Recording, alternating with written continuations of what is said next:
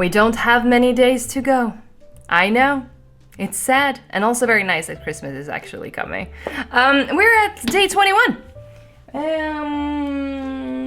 Here we go. I'm usually so prepared. Whoop. Okay, but today I didn't even know where it was. Let's see here. Today we're talking about why do you need to stay consistent with your products and services? That is a great question. Well, why? Well, that's a actually quite big question. Let's do it like this. Staying consistent is really, really crucial. A few days ago, Leonie was on here and talking about social media, and she said that if you are thinking about your audience, why they started following you in the first place, then it's easier to kind of come up with subjects to talk about, because if you're consistent and you know why they're there, it's, you know, you kind of want to please them because you're an entertainer or you're a content creator or whatever you are. So it's really important to stay consistent in that way of, you can't just go, oh, today we're doing, you know, my advent calendar, maybe, and then you come here tomorrow and I'm doing a review of this amazing shell for my phone. No, but it's good though, isn't it? It's a really nice one.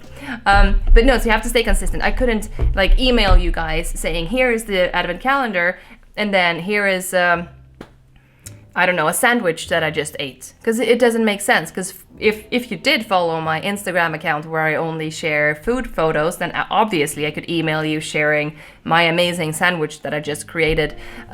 So you have to stay consistent in that way. Like if you're a content creator, you're more free to do what kind of you want to do. But if you're like, I don't know, a fitness expert or whatever, and you start viewing videos or reviewing books or like that is not fitness related, it goes so far off the topic that people are gonna feel like, oh, this is not relevant for me anymore.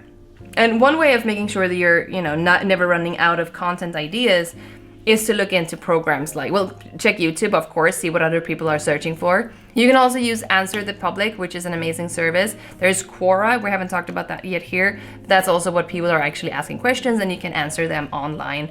And that's kind of a way of you also understanding how are people actually talking about other subjects that are in your niche.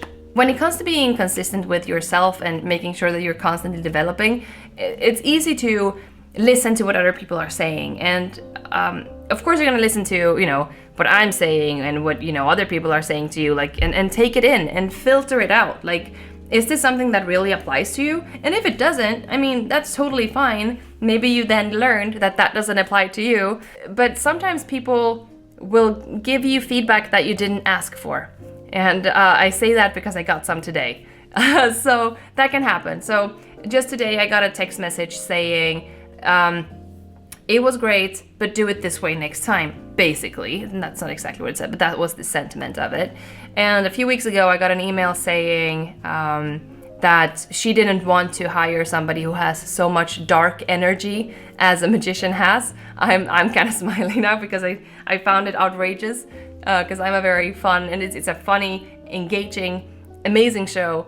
And she basically thought I was possessed by Satan. I shared it with my agent. It turns out that this woman who emailed me works for my agent's brother's wife. So she was not having a great day next day at work. So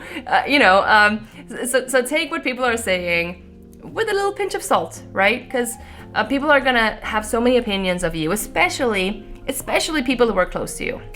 Like in the beginning, people are not going to be happy for you. They might say that, and they're going to be very critical, and they're going to be like, oh, but is this really something that you were going to do? Isn't it weird that only 7 people are watching your reels? And how are you really going to, you know, make a living off of this?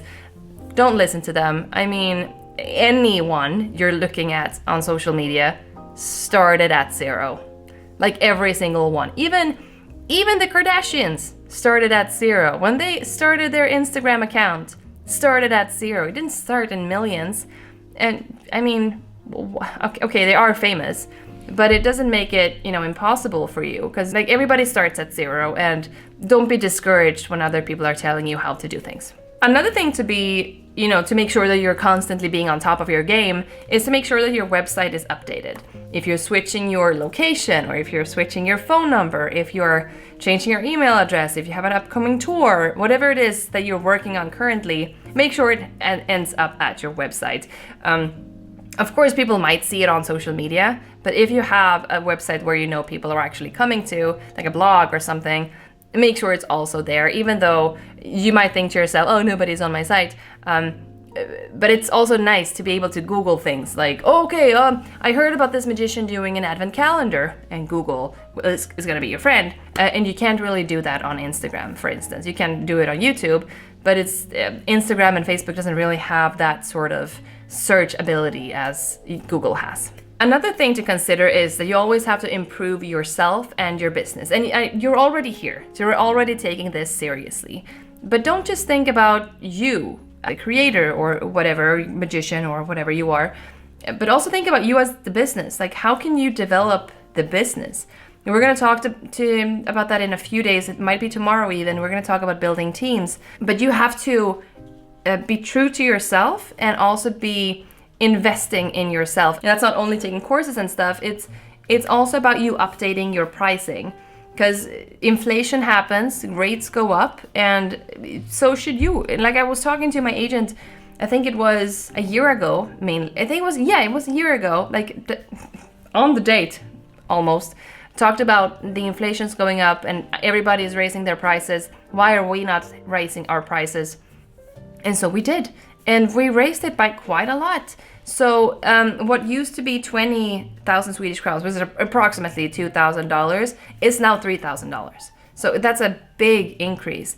And I also know that when I increase my prices, I see that I attract different clients. But you have to make sure that your service is worth what you're charging. So it's easy for me to sit here and say, you should charge $3,000 for your magic show, but I can't, because I don't know if you're $3,000 good, So you always have to consider this. Like, it's a thing that's constantly developing. And if you are here right now and you want to get to here, you can't just whoop, but you have to do the steps that comes with it. Like, do you have a website that sells? Do you have social media presence that makes sense? Are your photos then maybe you have to start there. People have to know what they're buying. You can't just be like, I'm this thing and I'm gonna be great, because it doesn't work that way. So constantly stay consistent, improve yourself, improve your business, and it's gonna be a big game changer for you. But always keep in mind, if you want to do this professionally, keep in mind that it's a business,